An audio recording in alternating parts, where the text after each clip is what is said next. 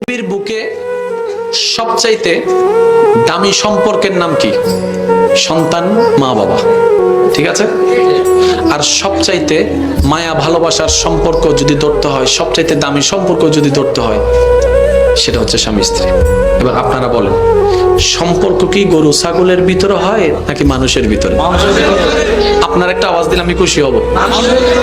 এখন অনেক মানুষ না, এই পৃথিবীর বুকে একজন সর্বপ্রথম মানুষ এসেছেন, যার আসার পরে মানুষের যাত্রা শুরু হয়েছেন, ওনার নাম কি? হযরত ইসলাম। আর কেউ ছিলেন না।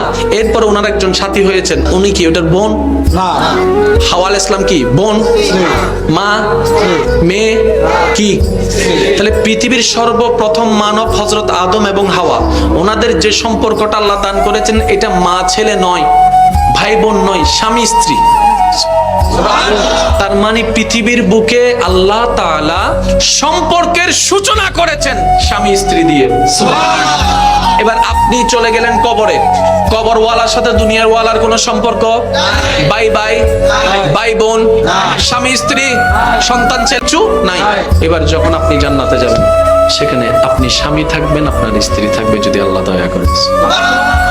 ওখানে ভাই ভাই, ভাই বোন, মা ছেলে। তাহলে যে সম্পর্কটা জান্নাত থেকে শুরু হয়েছে, ওই সম্পর্কের নাম স্বামী স্ত্রী। যে সম্পর্কটা আজীবন থাকবে কিয়ামতের ময়দানে অনন্তকাল, ওই সম্পর্কের নাম স্বামী স্ত্রী। দুর্ভাগ্য আমাদের, ওই স্বামী স্ত্রীর বন্ধনের গুরুত্বটা না বোঝার কারণে আজকে আদালতে ডিভোর্সের হার বেড়ে গিয়েছে। আমার কথায় কষ্ট নেবেন না, বাস্তব যেটা সেটা বলছি। আপনি সামান্য একটা নিয়ামত, কোথাও ঘুরতে গিয়েছেন, গুড়াই গুড়া হয়ে গেল, সদকায়ে জারিয়ার সওয়াব হয়ে গেল, বলেন সুবহানাল্লাহ। স্বামী স্ত্রী কি জানেন? স্বামী স্ত্রী দুইজন দুই প্রান্তের মানুষ। এক জায়গায় হওয়ার কারণ কি জানেন? এক জায়গায় হওয়ার কারণ শুধু বাচ্চা হওয়ানো না, এক জায়গায় হওয়ার কারণ শুধু উনি ভাত রানবে আমি খাবো সেই জন্য না। এক জায়গায় হওয়ার কারণ হচ্ছে দুইজনে মিলে আরো বেশি করে রবের ইবাদত করব, নবীর দরুদ পড়ব।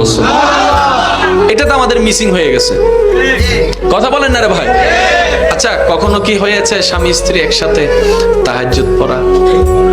হায় হায় হায় হায় হায় হায়, আমার বোনটাকে নিয়ে, আমার ভাইটাকে নিয়ে, এই চলো আজকে আমরা এশারের নামাজটা পড়বো, তুমি তোমার মতো আমি আমার মতো, আমরা আজকে দুইজনে মিলে তাহাজ্জুদের মাধ্যমে রবের দরবারে একটু হাজিরা দিব। দুইজন দাঁড়ান, আর দাঁড়াইতে একবার দেখেন, যত ক্ষোভ রাগ ভুল বুঝাবুঝি আছে, দুইজনে মিলে রবের দরবারে